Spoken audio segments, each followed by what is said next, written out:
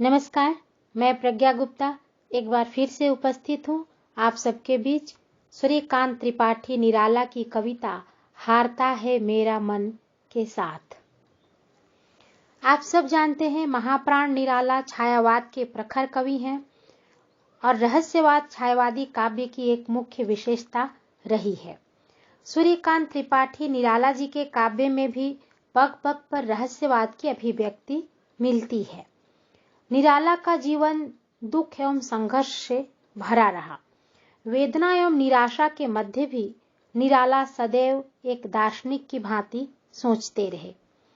निराला की चिंतन पद्धति प्रायः अद्वैतवादी रही। निराला के यहाँ विवेकानंद की भांति गतिशील अद्वैतवाद है। वह अपने जीवन के दुख को माया कहकर नहीं टाल देते, बल्कि वह उससे संघर्ष करते हैं और प्रभावपूर्ण पंक्तियों का निर्माण करते हैं। हारता है मेरा मन कविता भी कवि निराला की ऐसी रचना है जहां निराला जीवन संघर्ष में हार कर भी नहीं हारते और समस्त अस्तित्व के दान की बात करते हैं।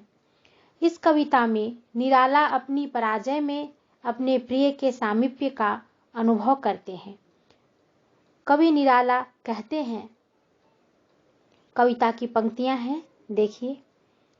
हारता है मेरा मन विश्व के समर में, जब कलरव से मौन ज्यों शांति के लिए, त्यों ही हार बन रही हूं प्रिय गले की तुम्हारी मैं, विभूति की गंध की तृप्ति की निशा की।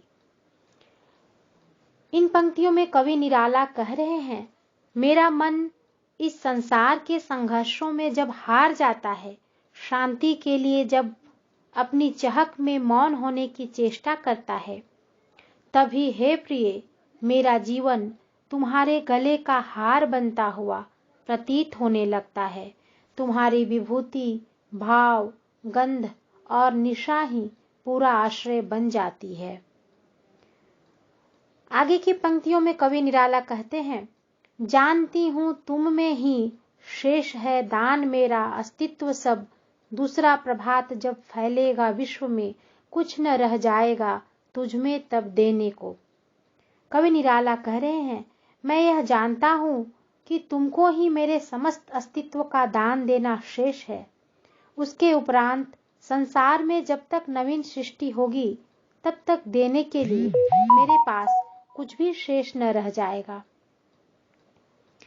फिर आगे निराला कहते हैं, किंतु आजीवन तुम एक तत्व समझोगे, और क्या अधिकतर विश्व में शोभन है, अधिक प्राणों के पास, अधिक आनंदमय, अधिक कहने के लिए प्रगति सार्थकता। कवि कह रहे हैं, जन्म भर तुम एक तत्व को तो समझ ही लोगे कि संसार में आत्मसमर्पण से अधिक न तो कुछ शोभनीय है, न कुछ जीवन के निकट है, न कुछ आनंदमय है, न कुछ समझने के लिए है और न कुछ प्रगति का ही उपयोग। इससे अधिक अन्य कुछ है क्या? कुछ नहीं है। कवि निराला का ऐसा मानना है। वो कह रहे हैं कि आत्मसमर्पण से अधिक शोभनीय इस संसार में कुछ भी नहीं है। यहाँ पर हम कह सकते हैं कि कवि निराला ने स्वयं को प्रिया एवं अपने प्रिय को परमात्मा के रूप में देखा है और अपने प्रिय के प्रति आत्मसमर्पण की आकांक्षा व्यक्त की है। धन्यवाद।